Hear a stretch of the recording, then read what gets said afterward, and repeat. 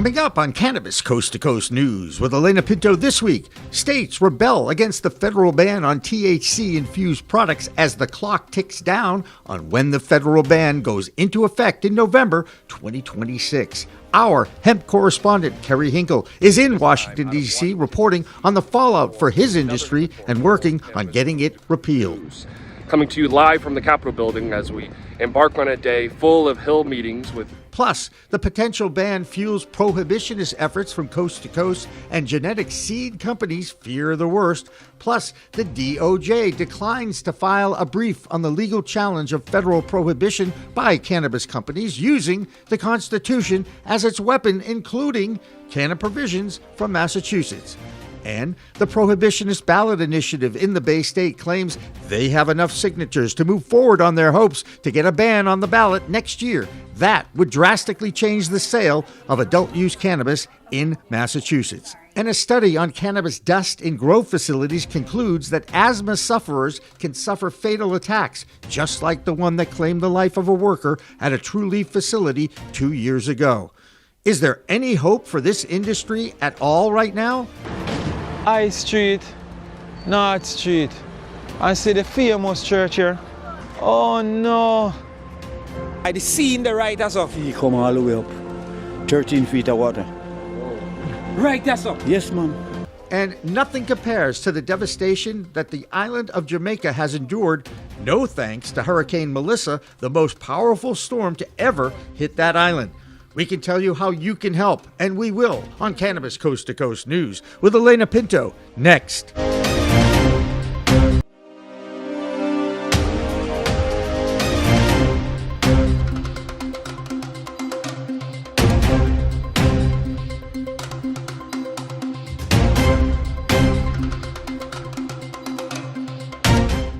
Hi, everyone. Welcome to this week's edition of Cannabis Coast to Coast News, WPCM TV's weekly reports on the fight to end cannabis prohibition in our time. I'm Alaina Pinto. As we head into the annual beginning to the holiday season, the cannabis industry is reeling after last week's decision to set a deadline of November next year to shut down the THC-infused hemp industry. It was that issue that fueled the agreement to get the government to pass the budget bill and get back to work 2 weeks ago. And now hemp businesses are trying to figure out ways to survive, while veterans get taken advantage of again. That same appropriations bill blocked access to medicinal cannabis at the VA after years of advocacy work had paved the way for a change. There is one hopeful development in Washington, D.C. A South Carolina Republican Congresswoman named Nancy Mace filed a bill to repeal the hemp ban that is scheduled to go into effect a year from now. We start our reports this week with Kerry Hinkle, who traveled to the nation's capital this week in order to revisit the issue of regulations, not bans, on hemp to try to save his industry. Here's Kerry. Hi, I'm Kerry Hinkle with Bayou City Hemp, this time out of Washington, D.C. for another hemp report for Cannabis Coast to Coast News. Coming to you live from the Capitol building as we embark on a day full of Hill meetings with key congressional staffers and leaders who will be able to hopefully address the issue that is the Mitch McConnell ban in the House and Senate Agriculture Appropriations Bill. Now, you know, the entire government was tied to reopening over banning our industry, and we now have a 1-year ticking time bomb to finally get some regulations of hemp extracts at the federal level. Something that I've taken away so far with meetings on Capitol Hill is that Congress has ADHD, and they look at the shiny thing that's in front of them, and thanks to Mitch McConnell, that shiny thing is now hemp. And so we're going to be meeting with key lawmakers like Morgan Griffith and Juan Wyden, who for years have introduced legislation that would finally regulate hemp extracts at the federal level, and we will meet with them to decide what kind of sponsors, support, and other key lawmakers we need to get on board to finally address this problem. I've been coming to Capitol Hill now for 5, 6, 7 years, and a lot of times it was meet with somebody, ask them to please regulate us, and then I'll see you again in 3 months and ask you the same thing. That repetitive asks and introducing bills that go nowhere is no longer a viable option if we're going to save this $28 billion industry. So Again, I'm Kerry Hinkle with Bayou City Hemp, coming to you live from Washington, D.C. I'll see you again next week. Andrew Behringer is our Washington, D.C. correspondent, and he has two stories this week. One, a glimmer of hope with a bill filed by Republican Congresswoman Nancy Mace from South Carolina. But offsetting that positive move is the Department of Justice refusing to file a brief on a lawsuit challenging prohibition by a group of cannabis companies. Here's Andrew. I'm Andrew DeAngelo with the Washington, D.C. report for Cannabis Coast to Coast News. A major battle is brewing over America's hemp industry as South Carolina Congresswoman Nancy Mace introduces legislation to block a federal ban on THC-containing hemp products. Meanwhile, the Justice Department is staying silent on a landmark Supreme Court case that could reshape federal cannabis. First, Representative Nancy Mace has introduced the American Hemp Protection Act of 2025, aiming to stop a hemp product ban that was buried in the spending legislation recently passed by Donald Trump. Now, Mace argues that this provision was slipped into a must-pass government funding bill by prohibitionists, forcing lawmakers to choose between their hemp policy convictions and funding the military. Now, the ban, which takes effect in approximately 1 year, targets products with any quantifiable level of THC, affecting an estimated 90 to 95% of the products on the market. She contends the ban will drive responsible businesses out of the market while empowering dangerous other alternatives like the illicit market operations, echoing failures of the war on drugs. However, Mace's bill faces criticism from an unexpected source, the hemp industry itself. They're concerned that her legislation lacks the comprehensive regulatory framework that is needed for this bill. Now, the industry has proposed many times common sense regulations with no one listening. Bipartisan lawmakers in both chambers are reportedly working on alternative legislation that would both reverse the ban and establish proper regulations, expected by year's end. Now, in a separate development, the Justice Department has declined to file a brief regarding whether the Supreme Court should hear a constitutional challenge to federal cannabis prohibition. Massachusetts cannabis companies, including Canna Provisions, Verano Holdings, and others, are asking the court to revisit a 2005 ruling arguing the Commerce Clause doesn't allow federal enforcement against interstate cannabis activity. Now, two significant cannabis policy stories developing in Washington, D.C. We will continue to monitor both. Well, that's the Washington, D.C. report. I'm Andrew Behringer, reporting for Cannabis Coast to Coast News. One more note from our nation's capital, where once again, the veterans are getting denied access to medicinal cannabis at the VA hospital. Earlier this year, a few appropriation bills had passed congressional committees and had paved the way for veterans to gain access to the plant medicine.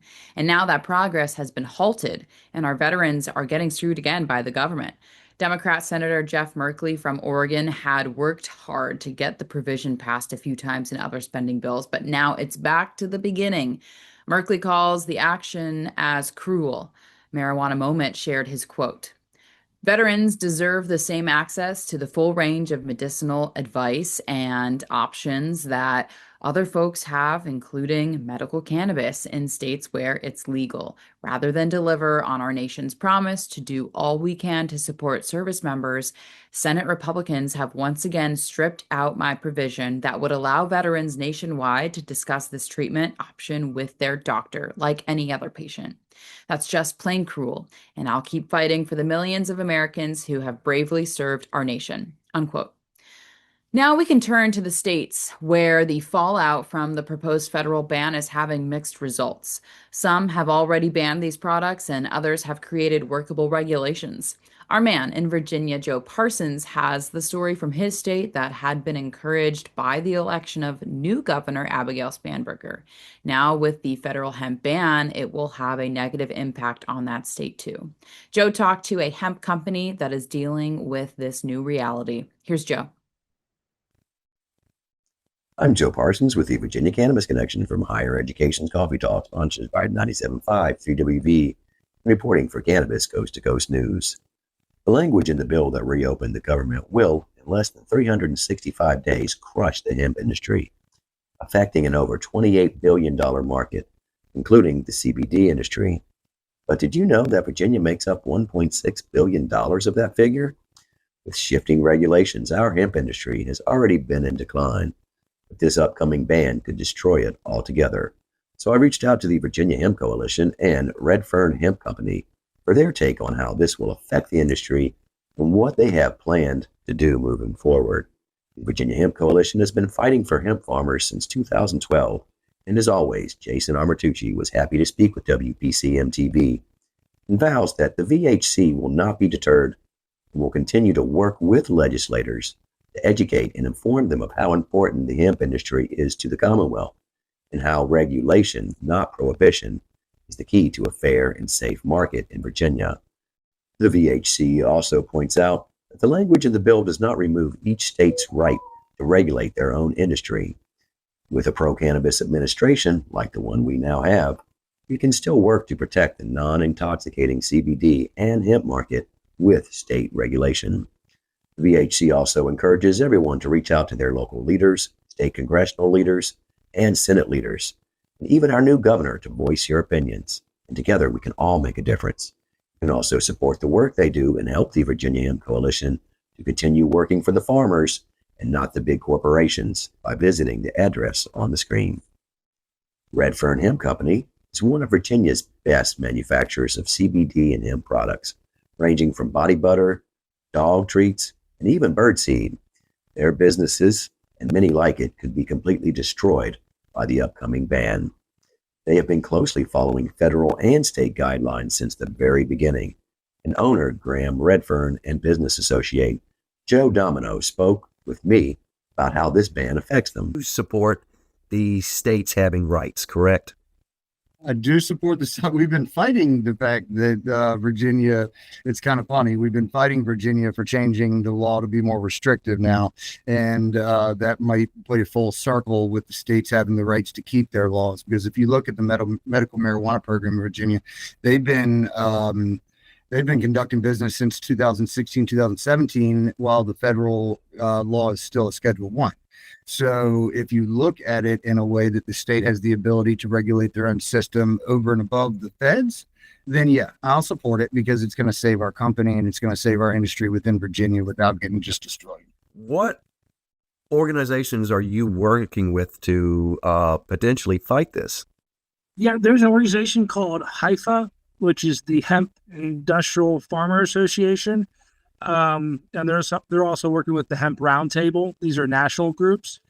I will say HIFA's taking a lead. They've been doing uni calls every Friday for the last month. There's another one today at 4:00. But you know, HIFA takes a holistic approach. They want THCA flower. They basically said, why seed ground that we've already gained? And we stand by that. I mean, Red Fern is going to be in hemp regardless if it's intoxicating cannabinoids or if it's biomass. But there are some groups that are very specific, to just the biomass, whether it be construction materials or even the grain. But our argument is, you can't really grow the grain without bringing the plant to full maturity, which means you're going to produce cannabinoids. So if we really want to make the most of this crop, especially if you're talking about extracts from the biomass from hemp, we're talking about we want a 1% limit in the field. But I think a lot of what we're talking about right now is just retailer rights, consumer rights, and the farmers not really necessarily getting a fair shake in this conversation. And Red Fern's unique in the regards, Graham, you could speak to it. You've had 3 licenses, a cultivator's license, a manufacturer license, and a retailer's license. So a rare animal, maybe one of the only few animals like that in Virginia. So we're definitely aligning with groups that are pushing the envelope, aren't seeding ground. And we don't think this was a loophole. We believed the 0.3% was giving a lot of people an opportunity to innovate in this industry. And I think we're just closing the door on that.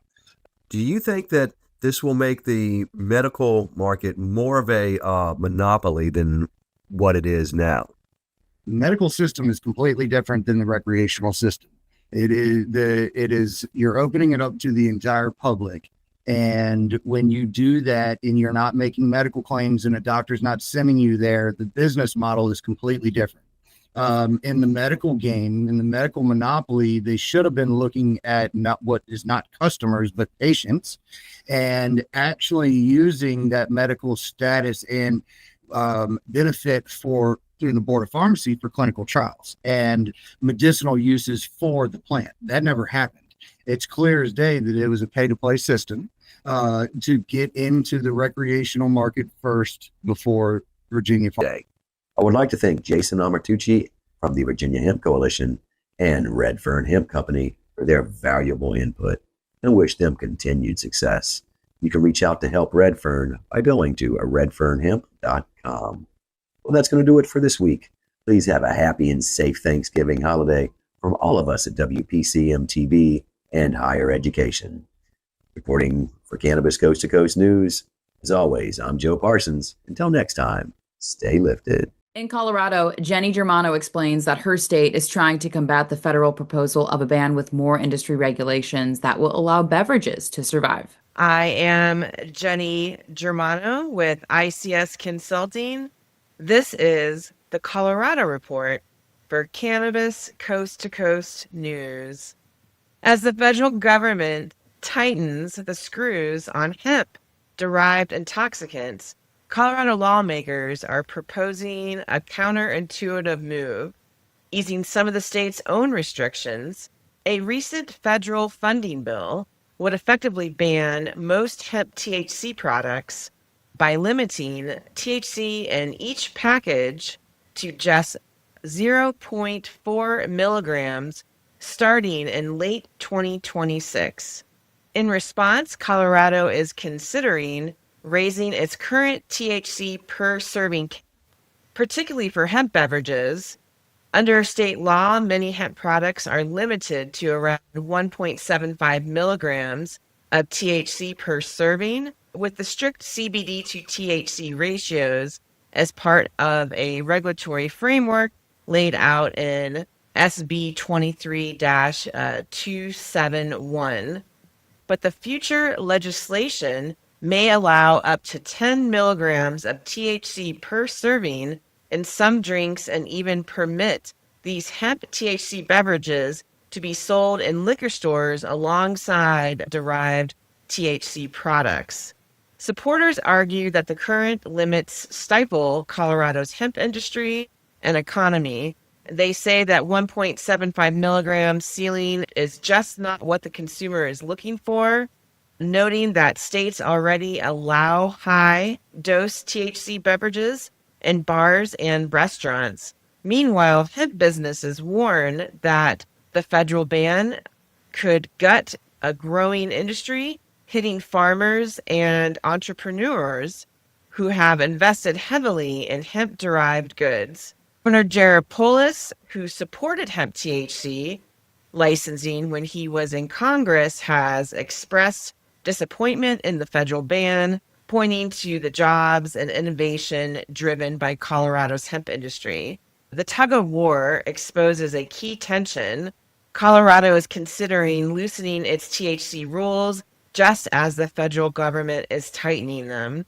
For businesses, that could mean navigating a regulatory minefield. Complying with state rules may not protect them from future federal consequences. I am Jenny Germano with ICS Consulting, reporting for Cannabis Coast to Coast News. As you might expect, the state of Ohio was thrilled when the feds got back to work and set up a ban on intoxicating hemp products because they've been trying to do that for a while now. That's now a reality, and those products might all be heading into legal dispensaries for sale and distribution. Christina Brisson has more from her state. I'm Christina Brisson with Over the Top Renovations with your weekly Ohio Cannabis Report with Cannabis Coast to Coast News. So the ping pong of SB 56 has continued. The House has now passed the revised version of SB 56.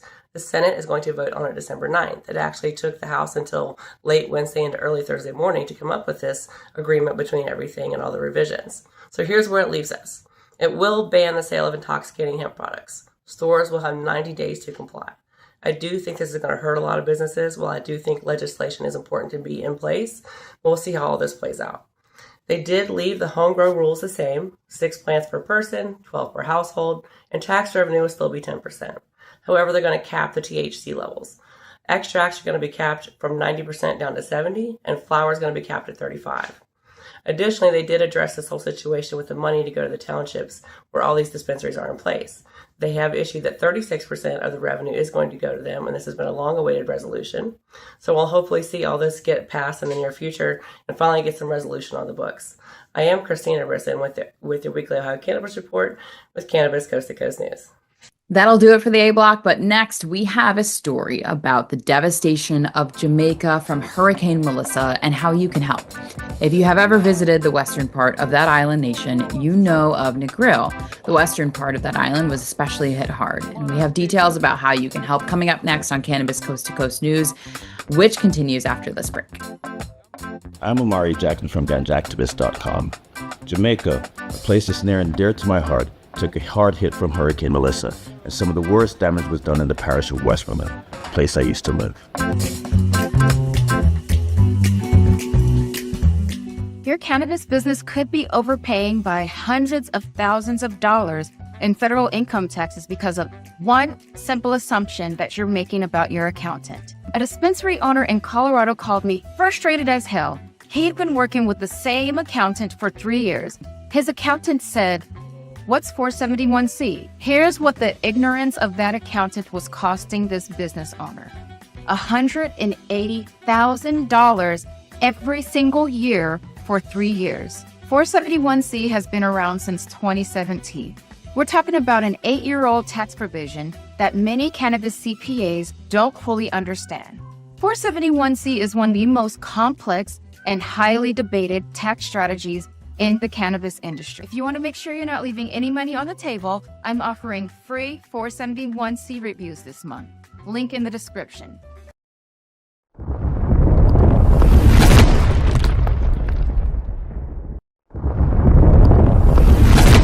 Accounting Buds has grown into Buds Group, the same award-winning quality, now with more service offerings. Buds Group, your best buds in the biz.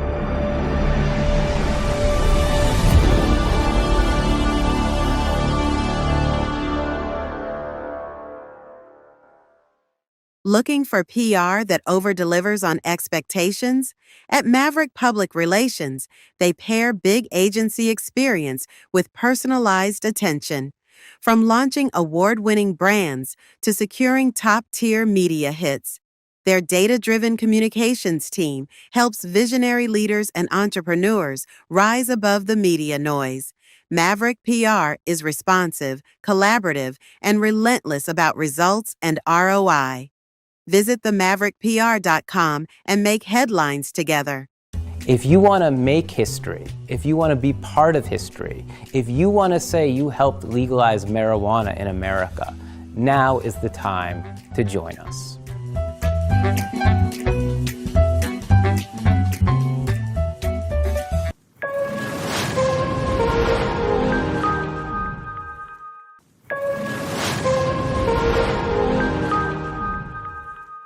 Welcome back to Cannabis Coast to Coast News. This is the B Block, or second section of our weekly news documenting the fight to end cannabis prohibition. I'm Alaina Pinto. Sometimes it's good to take a look at countries outside of the United States to brighten the spirits of the industry and investors who are looking towards Europe. Prohibition Partners reports this week that the country of Spain has officially adopted the Royal Decree on Medicinal Cannabis. Tentatively approved weeks ago, the move allows cannabis to be welcome into the national healthcare system under strict pharmaceutical controls.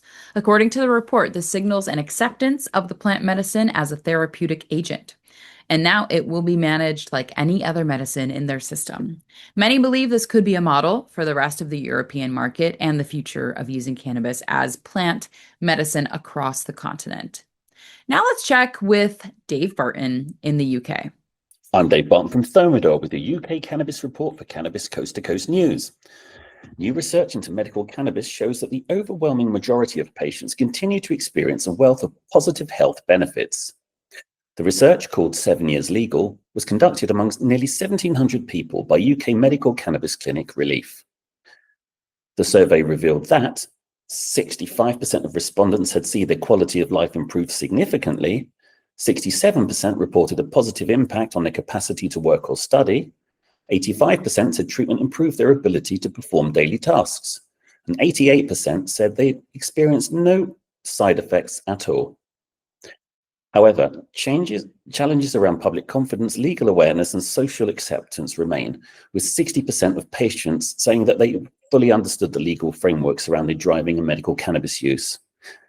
Challenges remain, but the answers are out there. That's all for this week's UK report. I'm Dave Barton from Thermidor with your UK Cannabis Report for Cannabis Coast to Coast News. As you might have heard, when Hurricane Melissa ripped through the Caribbean a few weeks ago, the island of Jamaica took a direct hit. Melissa was a Category 5 hurricane when it hit landfall, and it is the most powerful hurricane to ever hit that island. The island is in a constant state of rebuilding since last year. Jamaica was hit twice with 2 more hurricanes that were both Cat 4s. This island is resilient, and the people are passionate, but you have to wonder about the lasting devastation. Needless to say, rebuilding seems to be a daily existence there. Media producer and Emerson College alum Omari Jackson publishes a newsletter based in Jamaica called the Ganjactivist. He has started a fundraiser called Build Back Again from the Roots Up. This is personal for Omari, who has ties to Jamaica and is just devastated that that island was completely destroyed. Some of the biggest names in the cannabis industry have already donated, and now you can too. Just go to the Ganjactivist.com website and click on the Build Back Again button. Any donation is welcomed, and if you have ever visited the farms of Negril, you know the role the plant plays in that region. I'm Omari Jackson from Ganjactivist.com. Jamaica, a place that's near and dear to my heart, took a hard hit from Hurricane Melissa, and some of the worst damage was done in the parish of Westmoreland, a place I used to live. This devastated small farmers and the Ganja community that have been the heartbeat of the parish for generations. In fact, Ganjactivist.com was founded in the Negril for exactly this reason. It felt like home. These are people who don't just grow plants and crops. They preserve culture, support families, and keep a whole ecosystem alive. And overnight, many of them just lost everything, from their crops, their farms, and their homes. That's why we launched the Build Back Again from the Roots Up campaign to help farmers and registered Ganja cultivators replant their land, restart their livelihoods, and recover with dignity. If Jamaica's ever inspired you through its culture, its music, its people, this is your moment to give back. I will personally be on the ground in December for final needs analysis and to distribute donated farm supplies directly to the farmers. Other resources will be directed towards community organizations and local nonprofits on a needs and purpose basis. Join us, and let's help Westmoreland and Jamaica build back again. Back here in the States, there's a story brewing in Massachusetts that continues to challenge the law that launched adult use sales. And now that industry has turned into an $8 billion industry. The industry has generated just under $1 billion in tax dollars since 2018 when adult use sales began. And now SAM, the prohibitionist group out of Washington, D.C., is reportedly throwing $1 million at an effort to reverse the legalization laws here in the Bay State. The group announced this week that they have collected the amount of signatures necessary to get their prohibition question on the ballot. On top of that, the Massachusetts State House is moving towards making some changes in the structure of the Cannabis Control Commission and amending some of the existing laws. Curtis Emery has more in his Bay State Cannabis Report. I'm Curtis Emery, a bud tender from Resonate in Worcester, Massachusetts, with the Bay State Report for Cannabis Coast to Coast News. Continuing story here in Massachusetts, the ballot initiative, which seeks to reverse adult sales, recreational sales of cannabis in the state, claims they've reached enough signatures to get a ballot question on the 2026 ballot. This push to overturn recreational sales doesn't plan to touch medical marijuana. However, the organizers of this initiative gone to great lengths to try to overturn the unfettered access to recreational cannabis. They've gone to great lengths to get these signatures, lying outright to sign these, purchasing signatures and telling half-truths, confusing the general public over the intent of the ballots they were signing, which is just not good. And hopefully it will have some sort of ramifications for the organizers as they try to dismantle the entire industry, which has been around since 2018. Also in the news, the CCC is trying to right some wrongs as they address public health information which was omitted in a 2025 report, which was aimed at looking at the safety of the industry as a whole across medical and recreational cannabis. This report, the public health information, had to do with independent testing labs and the CCC in an attempt to stay out of a legal situation which happening with some licensees in the state. They were hoping to not be pulled in as a witness for the state. However, the CCC rightfully recognizes that in their attempt to stay out by holding information back for the public, they were in turn pulling the wool over the public's eyes and aiding one side over the other, which they were hoping to not do. Ivan Curtis Emery with the Bay State Report, Cannabis Coast to Coast News. In another negative development after the appropriations bill was passed a few weeks ago is the galvanization of prosecutors across the country. Many are licking their chops at the promise of strict regulations on hemp once that law becomes official in just less than a year, and one prosecutor in Wyoming is ready to crack down on the consumption of cannabis in national parks. First of all, possession and consumption of cannabis on federal national parks is illegal, and now thanks to some changes in the enforcement of cannabis-related crimes, it's about to increase. Darren Smith is a new federal prosecutor in that state, and he plans on stepping up enforcement in some of the busiest national parks like Yellowstone and Grand Teton. Smith warned this week that, quote, "I want to make it clear for all of our law enforcement partners and everybody out there that we have been, and will continue to enforce these laws," unquote. Law enforcement is cracking down on illegal operations in many legal states like California, Maine, and Oklahoma. And now that crackdown has arrived in Arizona, where Karen Black reports from every week. I'm Karen Black from Greenfinger Consulting with the Arizona Cannabis Report for Cannabis Coast to Coast News. Arizona's $700 million hemp industry is facing an existential threat following Congress's federal hemp ban. Arizona retailers and hemp businesses are rapidly adjusting strategies, with many fearing massive revenue losses, all while licensed cannabis dispensaries anticipate increased market share. In response, Arizona lawmakers from both parties are holding emergency discussions to create state-level regulations during the critical one-year window before the federal ban takes effect.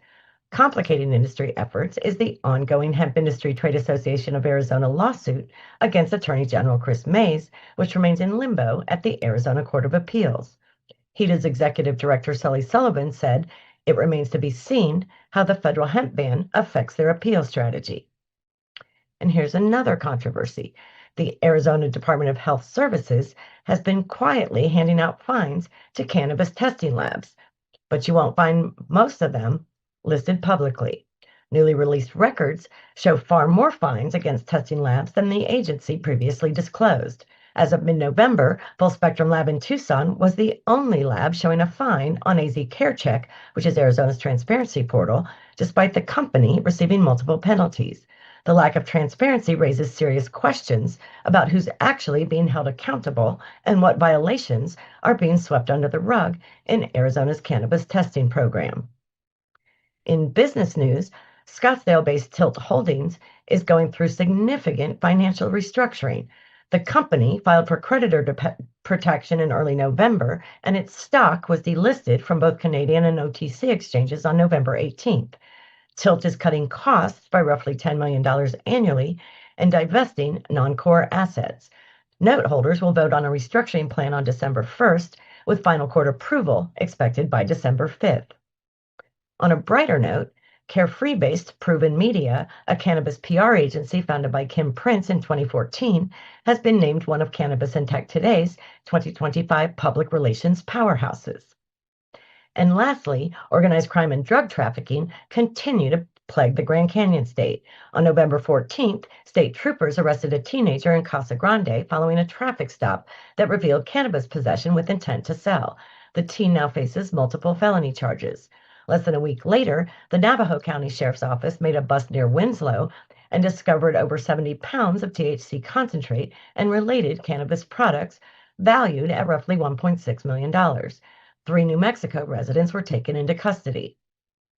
Relatedly, a mid-level Sinaloa cartel operative who for years orchestrated regular shipments of cocaine, marijuana, and meth into Arizona and California pleaded guilty in federal court to conspiracy and money laundering. And more than a dozen members of the Monterez drug trafficking organization, led by a father and son from the Phoenix area, were sentenced to federal prison last week. There's been a multitude of major drug busts recently involving cocaine, meth, and fentanyl in El Mirage, Bullhead City, and other locations in Arizona. They underscore the persistent challenge law enforcement faces in stemming illegal drug flows through and across the state. That's all for this week's Arizona Report. I'm Karen Black from Greenfinger Consulting reporting for Cannabis Coast to Coast News. In Michigan this week, the battle over the constitutionality of the state's new 24% increase in taxes on cannabis continues. Next week, both sides will present their case in Detroit on November 25th. One side says that increase is subject to a 3/4 supermajority in the state house in order to become law, while the state counters that the increase stands on its own and does not alter the original legalization framework. And now there's another fight in Michigan brewing between the beer industry and the cannabis industry over THC-infused drinks, another element to the fallout of the THC-infused products ban at the federal level and the trickle-down effect in the states. That's this week's Michigan Report, sponsored by Wally's Wonder World of Handmade Humidors. This is mold on wheat. This is mold on weed. And this is what this Wonderworld plant is supposed to look like. Do you want to make sure this never happens to your precious flower? Check out the handmade humidors by Fenton, Michigan craftsman Gregory Johnson. Each humidor can hold 1 ounce of your stash, and it comes with a Boveda humidity pack. You care about your flower, so protect it inside a humidor made with American-grown maple, cherry, or sapele wood. Check out their website at wallyswonderworld.com. There you'll find the famous award-winning Hakuna Matata No Worries Humidor. You'll also find a variety of humidors with different designs. They even customize accessories like doobie tubes, grinders, and even a classic roach clip from the 70s. Treat your stash with class with a custom-made, handmade humidor from wallyswonderworld.com, and never worry about moldy weed again. The Michigan Report is sponsored by wallyswonderworld.com. I'm Doug Miller from High on Wall Street with this week's Cannabis Stock Report for Cannabis Coast to Coast News. Cresco Labs is finally stepping outside the U.S., and they're heading straight into Germany, Europe's largest and fastest growing medical cannabis market. Germany's cannabis sector is now worth more than $775 million, with patient demand booming after recent regulatory reforms, and analysts say it could double within the next 4 years. So Cresco's getting in early. The company's launching 3 signature flower brands crafted through a partnership with Blossom, an EU GMP certified facility in Portugal. That means pharmacy-grade production, prescription-only distribution, and access to a market with far more stability than anything Cresco sees in the U.S. And honestly, they need it. Cresco's U.S. revenues dropped 8% year over year last quarter to $165 million, with pricing pressure and heavy regulation squeezing margins. Q4 isn't expected to bounce back either.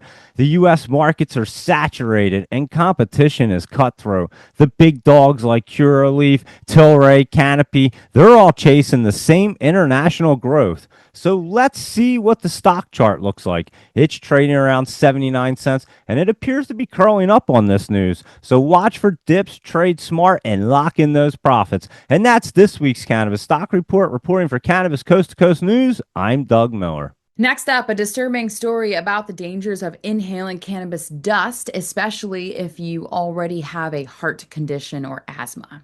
2 workers who suffered from asthma have died over the past few years from inhaling the keef dust generated in grow facilities.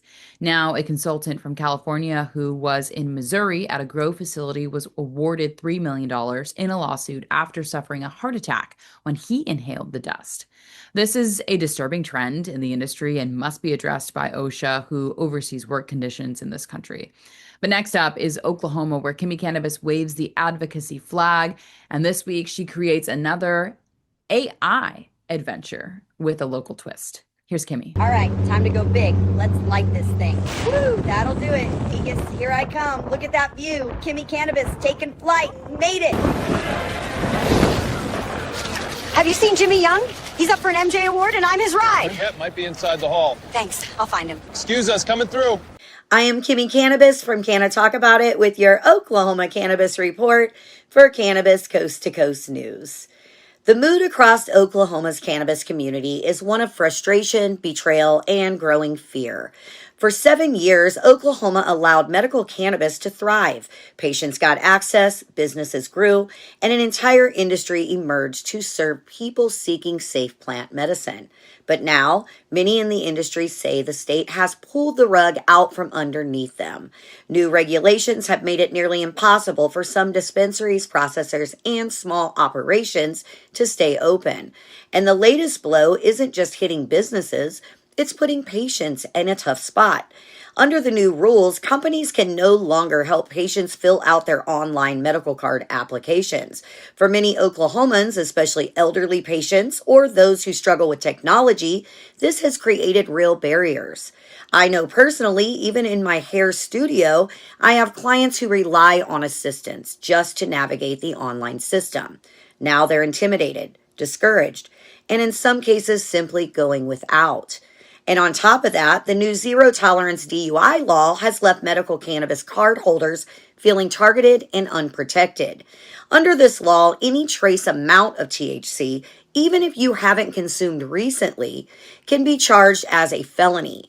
Cannabis stays in the body for 30 days or more, meaning responsible, legal, medical users are at constant risk. Why should patients fear felonies for using a plant legally recommended to them? And are patients using opioids or benzos also doctor prescribed being held to the same impossible standard? These questions are fueling anger across the state. The message from the community is becoming crystal clear. It's up to us to keep fighting for descheduling, for fairness, and for the right to access safe plant medicine without fear. That's it from Oklahoma. I'm thankful for all of you who support me and this stigma-breaking mission. Next stop, MJBiz Con. Peace, love, and all that good stuff. I'm Alysha Bellamy for Cannabis Coast to Coast News, and this is your Minnesota Report. I'm also the founder of Herbs and Herbs, and I am on the board of directors for the Minnesota Cannabis College. Today we have Christian Shank, an Eden Prairie entrepreneur that has been charged with theft by swindle. He's been charged with stealing $76,000 from the THC beverage company called Crooked. He co-founded Crooked with former Minnesota House Majority Leader Ryan Winkler. In other news, we have Todd Thompson. He's facing felony charges after selling cannabis without a license. Oshima Tobacco and Pipe in Monoman, Minnesota, is where this took place. This is located on the White Earth Tribal Reservation. Law enforcement raided his shop just days after Minnesota legalized recreational cannabis. During the raid, they seized 7.5 pounds of flour, 433 grams of wax, and $2,700 worth of cash. Thompson is charged with selling without a license. His defense is that the state has no jurisdiction on tribal land.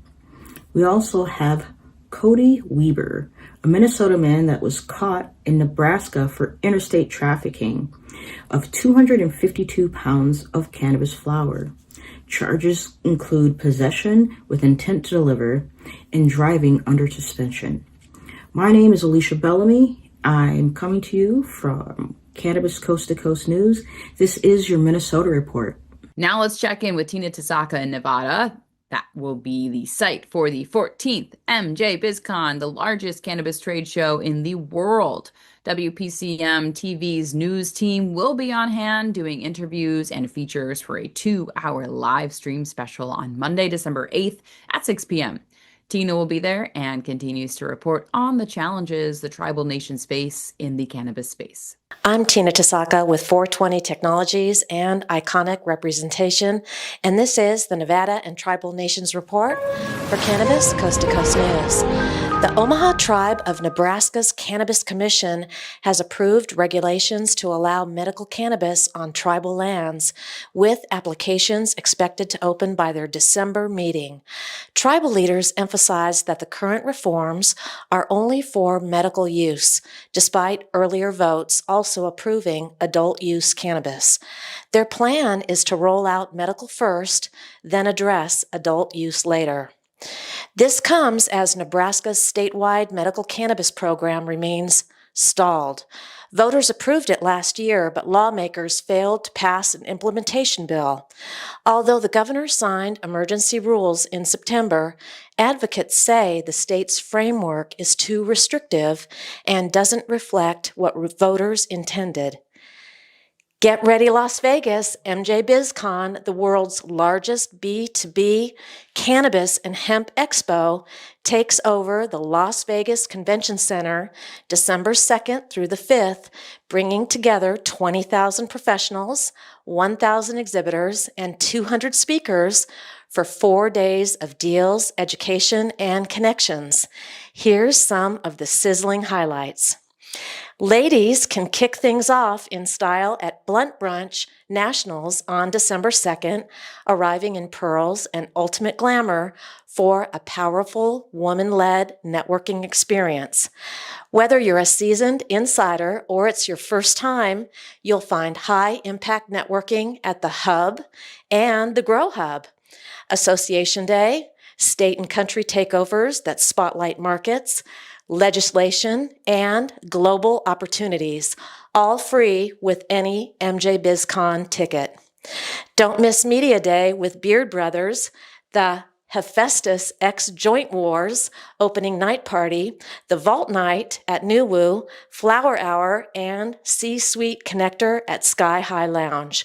The perfect mix of business, branding, and after-hours fun to grow your network and your brand. There's so much more going on, so check out mjbizcon.com and don't miss out. That's it for the Nevada highlights and tribal nations. I'm Tina Tasaka with 420 Technologies and Iconic Representation for Cannabis Coast to Coast News. Hi there, I'm Ava from WPCM TV, your friendly media host. Big news, MJBiz Con 2025 is coming up December 2nd to 5th at the Las Vegas Convention Center, the premier business-to-business cannabis business conference and expo, where over 200 speakers, over 70 sessions, and a massive show floor await. If you're ready to elevate your brand and grab national-level exposure with WPCM TV on site, let's lock this in now. Click the link in the description, drop us a message, and we'll save a media slot just for you. Let's make your brand one of the stars of MJBiz Con. See you in Vegas.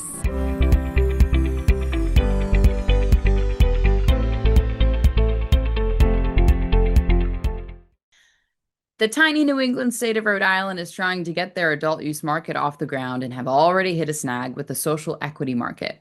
There were 94 applicants for the first social equity licenses to be awarded by the state later this year. The first problem is that only 36 or 38% of those 94 applicants who were approved to move forward are now in the lottery system. And now those 36 have until the end of December to apply for the lottery.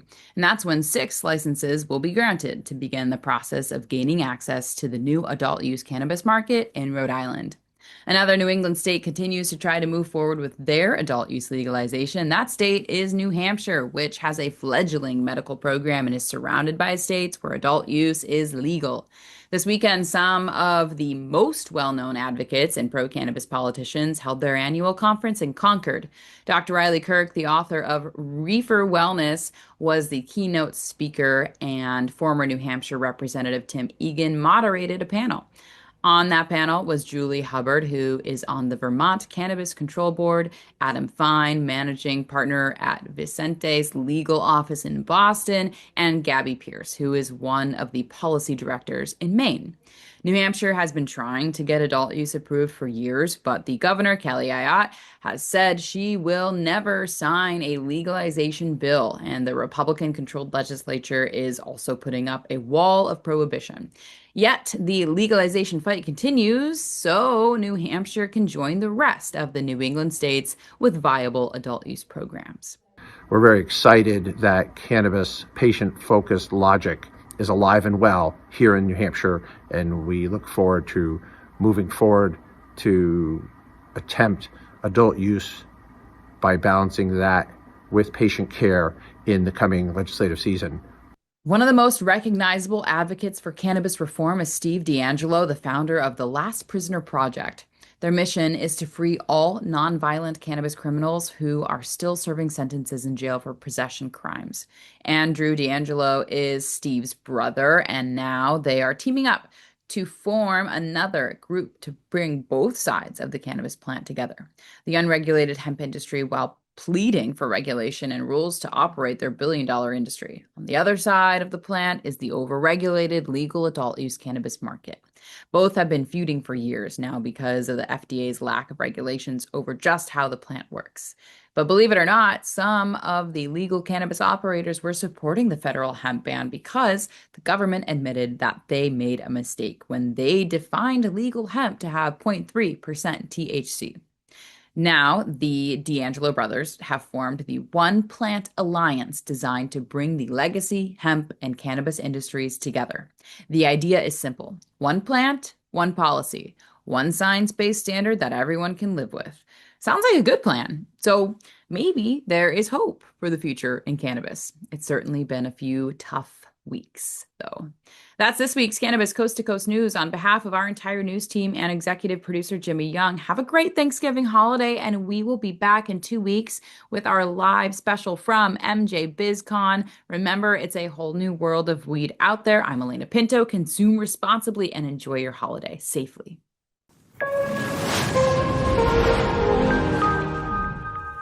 Hi there, I'm Ava from WPCM TV, your friendly media host. Big news, MJBiz Con 2025 is coming up December 2nd to 5th at the Las Vegas Convention Center, the premier business-to-business cannabis business conference and expo, where over 200 speakers, over 70 sessions, and a massive show floor await. If you're ready to elevate your brand and grab national-level exposure with WPCM TV on site, let's lock this in now. Click the link in the description, drop us a message, and we'll save a media slot just for you. Let's make your brand one of the stars of MJBiz Con. See you in Vegas.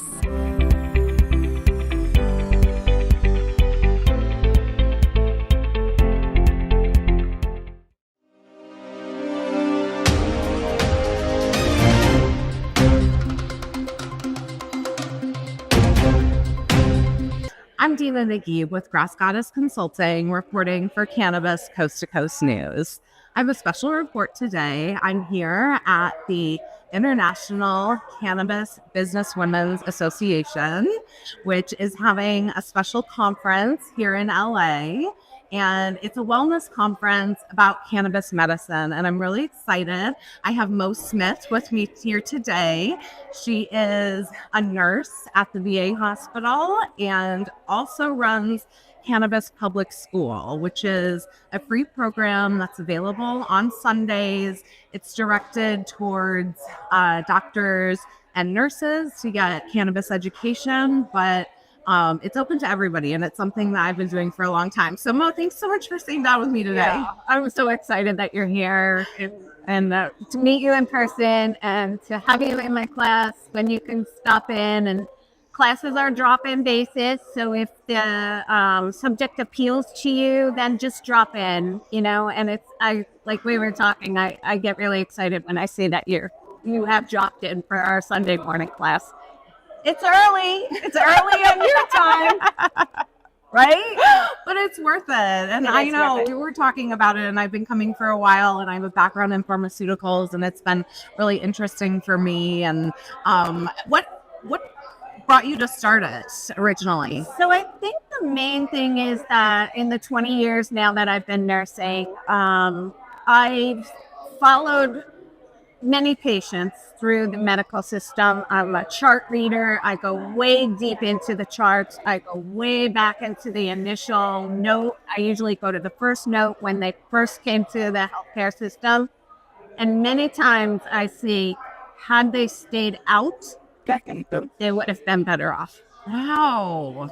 Had they done cannabis with a cannabis specialist who knows about the minor cannabinoids and how to mix the minor cannabinoids with our lovely euphoric THC, I think that that's like my mission.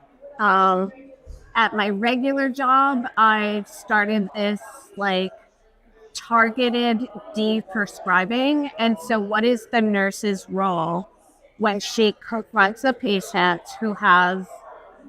when she comes into the chart of a patient who takes 10 medications in the morning and 20 in the evening?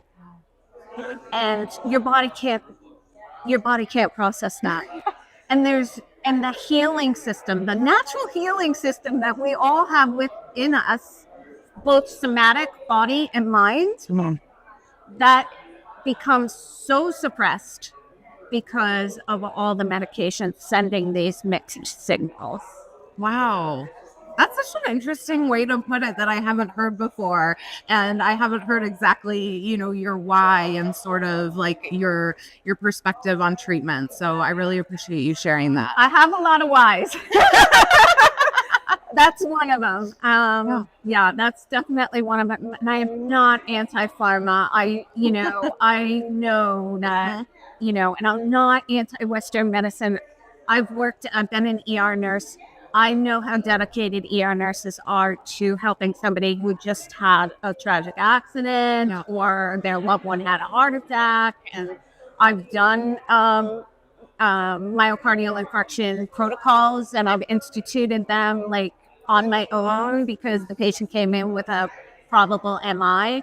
And so I love doing that too. And I like to see medicine when it's doing that. And the only beef I have is with insurance and pharmaceuticals. Yeah. So, okay. Yeah, I love that. And I think that's why we relate to each other so well too, because coming over to cannabis from pharmaceuticals, I think sometimes I feel like I'm crossing enemy lines, and but there are so many ways that we can really play well together. And I think that's 100%. What Cannabis Public School is doing. Is there anything else that you want to say about Cannabis Public School? We do appeal to doctors and nurses, and but we also have bud tenders, and we have industry insiders, and we have cannabis night people. And I think we've had amazing classes. Like, you have to be there to experience it. You really do. We've had some amazing classes. It's hard to hit a grand slam, every single time you go on there on Sunday morning, which is why we like to play hooky on federal holidays, like any federal holiday. In fact, I was like, are there any in February? Because, I was a great student if I liked the subject. Sure. But if I didn't like the subject, I'm out. What was the question? Just anything about Cannabis Public School you think it's important for people to know. The one class we had where I didn't have an itinerary, and that doesn't happen too often, but Dr. Talleyrand was there, and he's our resident physician. And I often say that for the people who are cannabis naive and patients and people who are there for their aunts or their cousin, and they just want to find out how they can help that person, Dr. Talleyrand very patiently will unmute the mic and he'll say something so profound. But the one time that I didn't have an itinerary, and Dr. Patel and Dr. Talleyrand had this like amazing conversation, and the transparency between doctors, and I think patients are missing that. Yeah. I think they miss it. They just want to know that their physician is listening to them, is taking their healing into consideration, not their illness. Absolutely. We can mic drop there. I know. All right. Well, we can talk about Cannabis Public School forever. And I'm excited for tomorrow's class, by the way. Oh, but let's change gears. We're here today at this conference, and you're one of the speakers. Can you just share a little bit of what you're here to share today and why you're excited to be here? Well, already the energy is super cool, super vibey, and I'm excited to be here. I think incorporating wellness into illness is important. My main focus is chronic illness because I've seen so many people suffer, but people who are chronically ill, they deserve to be well too. Whether that means that the quality of their life is improved that their caretaker has more free time, that their pill burden has been decreased, that they can experience joy. That's what I want to teach people cannabinoids do. And it's not just THC. I mean, CBG, like you said, you bring them with you because it's important to you. Yeah. Why is it important? Because your body recognizes this molecule as a inhibitor of excitation. So it quells the fight flight. Like, fight flight is good when we need it. When we don't need it, but our bodies are so in fight flight due to modern society. The news, the traffic, our jobs, the price of eggs. Absolutely. I feel that. That's why I keep my CBG close by. That's what I want to teach people, that cannabis. So I didn't really know my subject, and I like to focus on the endocannabinoid system. It's amazing. We have an inner healing mechanism. It's over 600 million years old because it's been preserved throughout evolution because of its importance. And I'm going to talk a little bit about that, but your body, believe me, your body recognizes these molecules in a certain form, in a certain dose. You may or may not be able to get those products in your dispensary, and that's why I want everybody to know that cannabis consumers have better outcomes, less harms, if their products come with trustworthy, balanced education. And there's a study on that. Oh my gosh, I think that's the perfect place to end. Okay. Mo, thank you so much for sitting down with me today. I'm so excited to hear what you have to say at the conference, and I know we're going to have another conversation like this soon. I appreciate it. Thank you. Thanks, Jimmy.